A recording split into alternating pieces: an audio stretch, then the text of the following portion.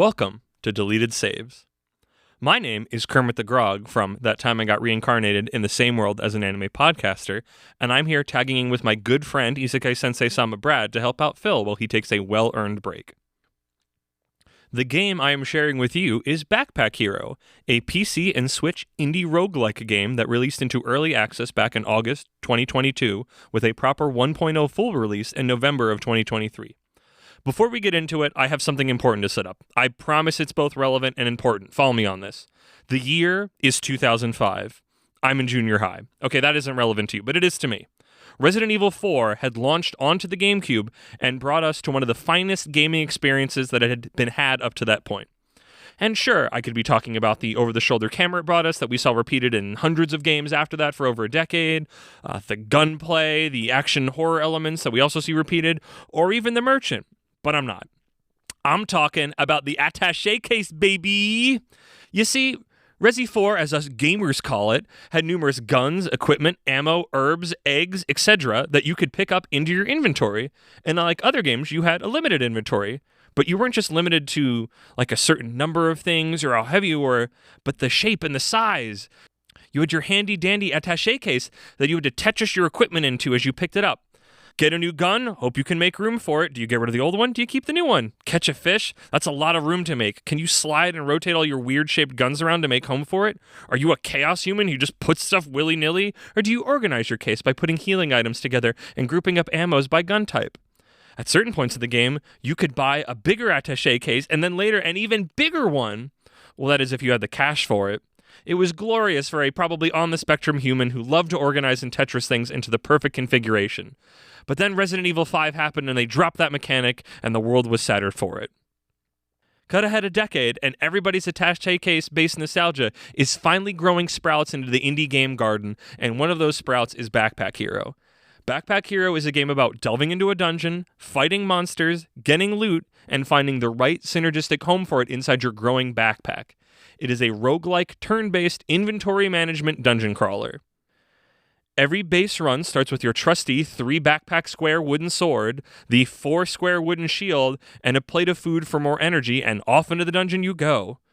Fight monsters for stuff, open treasure chests for stuff, pay gold to buy even more stuff in the store, and try to find a home for it all inside your backpack. Like that helmet you found? Make sure it sits at the top of your backpack or it won't give its benefits. Oh, cool, you found an armored chest plate. It gives bonus blocks to all the other armor pieces adjacent to it in the backpack, so put it near that helmet. That cheap little 1-square dagger you picked up that's free to use but does like 2 damage?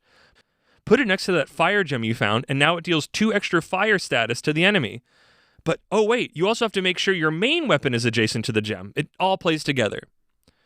Besides giving you loot, fighting enemies helps you level up and make your backpack even bigger. And the joy of it all is there are so many items and you don't know what will drop every run, so it's all about figuring out a build on the fly. Maybe I'll find a good weapon and just buff it with a lot of gems I can find. Maybe I'm doing an archery build and I need a very long, mostly unencumbered backpack for maximum damage. I could do a spell magic build with the game's neat mana system. Most fights drop mana stones, which take up space in your inventory. Chain them together in your backpack and start shooting spells everywhere. Some items even synergize with how many mana you've changed together to make them stronger.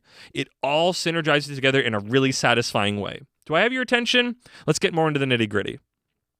The combat is fairly straightforward, but satisfying. It's the same concepts of Slay the Spire, I believe.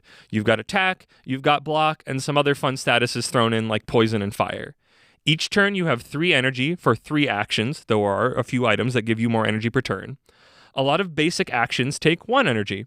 Maybe I'll swing my sword twice to damage that rat soldier, then use my shield for some block. Maybe I have some shurikens that I picked up that are free single-use attacks that I throw at that slime. Ooh, that enemy has a big attack coming up. I can use my rare ninja hood to give myself dodge and negate the damage completely. My personal joy with the game is finding incredibly broken builds that just let me steamroll through everything because it comes down to luck what items you're going to find and figuring out how to get them to play nice. The dungeon itself is fairly standard. Each run has 3 sections with you getting to choose from 2 possible biomes for each section, which affect what enemies you see and thus what issues you have to deal with. Then each of these biomes has 3 floors, with the 3rd floor being a boss room. Sure hope your build can handle tankier enemies that summon various helper monsters or hit like a freight train. For besting such a foe, you get a relic, A special item that is both boon and hindrance all rolled into one, or sometimes just boon, or just hindrance in some cases. Look, the game is still being tuned up in some cases. Maybe you'll take that 2-square bone tusk that gives you 2 extra energy a turn, which is a lot. Like, I don't think anything else gives you that much energy, but now you can't rotate any items. They all have to fit in the arrangement they started with. Or maybe the egg timer that slowly drains your health turn by turn, but gives you a small damage buff turn by turn. Or the ice cream cone that makes you start with 1 energy on turn 1, but increases every turn. If you can survive the first few turns, now you're an action economy nightmare to your enemies. It's the kind of stuff you form builds around. You also get a handy-dandy medic post-boss you can pay some coins to heal you, increase your max health, or cleanse curses. Now, what are curses? I hear you shout quietly to the heavens in your own head. Curses are a risk-reward mechanic sprinkled across the game. Found this scary red chest. It's chock full of loot, but if I open it, I get a cursed item. Cursed items, much like relics but more aimed towards screwing you over, are items that usually have a big hindrance for whatever they do. But the real kicker is you're stuck with it. Don't want to take the item? It follows you. Every time you get loot, one of those pieces of loot is replaced by that cursed item. Now, there are ways to get rid of them besides the post-boss medics, but do you have those items available to you? Do you have enough space to even store the cursed item to then get rid of it? Are you going to open that extra loot box now, but in payment sacrifice future loot that could be great? It's up to you. Now, this entire gameplay loop since 1.0 dropped is wrapped into a campaign mode where you're rebuilding a forest village of woodland critters. Did I mention you are a woodland critter, as are most of the enemies you're fighting? You are. Every run gets you resources to help rebuild the town, to unlock items that you can then find in the dungeons, and quests that you can then do in the dungeons. The quests are fun ways to learn alternate approaches to playing the game. Never touched a bow or the magic system? Here's a beginner archery kit. Get to the end of the dungeon to complete the quest. There's a story and dialogue to all of it, and it's fine, but it's not really why you're here, at least not why I was there.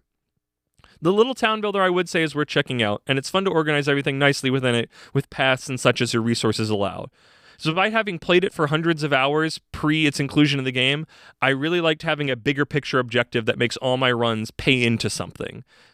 As the story progresses, you unlock other player characters that all play differently. Play as Purse, the mouse, who plays like how I've been describing to you this whole time. She gets items, puts them in her backpack, and that grows by a number of squares every time you level up. Or maybe Satchel the bird is more your scene. Side note, you can probably see the naming pattern we've got going. See if you can guess the next few. Satchel plays music, which adds charm to an enemy. Get their charm over their current HP level, and they swap to your side and help you out. Also on level up, Satchel gets Tetramino-shaped pockets to add to his backpack, which synergizes with some of the exclusive equipment that can drop during one of his runs. If you like deck builders, try out Tote the frog. She has a deck of magic-y, druid-y items she plays into her backpack and then discards them. It's a completely different playstyle to the others. Maybe you like Pokemon. Try Pouch Out, the, I think, hedgehog? Pouch Out gets pets that help fight for her, and each of the pets has their own inventories and special items to get during a run. Finally, the most mysterious is the robot bear CR8. Come on, you can figure this pun out. His gameplay is based around building laser circuit paths around the backpack that then activate items. I admittedly haven't touched it too much. It's very confusing to me, but it is fascinating that it's put in there. It seriously feels like a completely different game than the others. Really, all of them feel notably different from each other, and each have large sets of items that only show up during the runs you're using them. It adds even more replayability to all of it. And that is Backpack Hero.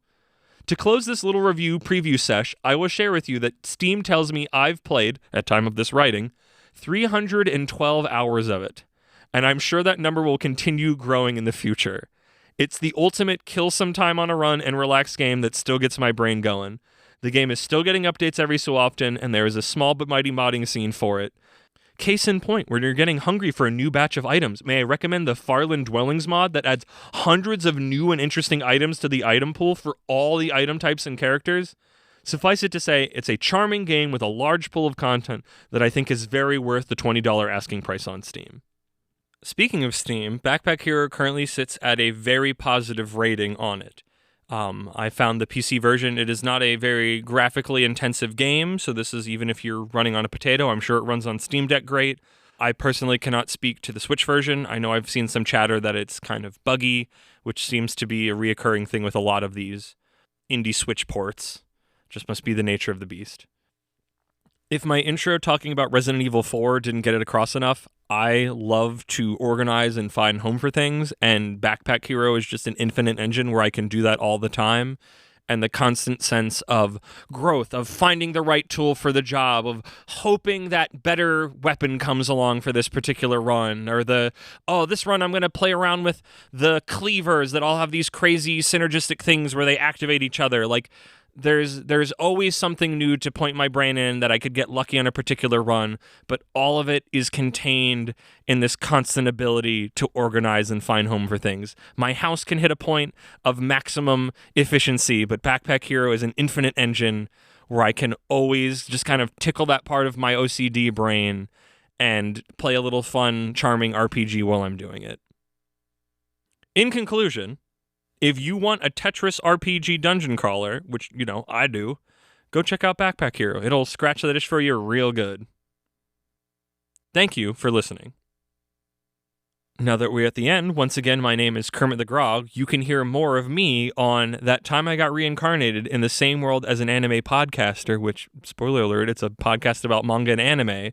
But more specifically on that feed, you can find me on my particular show, Shonen Jumping The Gun, where me and my friend Isekai Sensei Sama Brad read the first chapter of a manga and make wide-reaching predictions and quality judgments on it from just that one. It's a very good time. We're getting to all sorts of different stuff. And with all of that, thank you, Brad, for reaching out to me to help with this. Thank you, Phil, for the opportunity. And thank you, listener, for listening. I hope you have a swell day.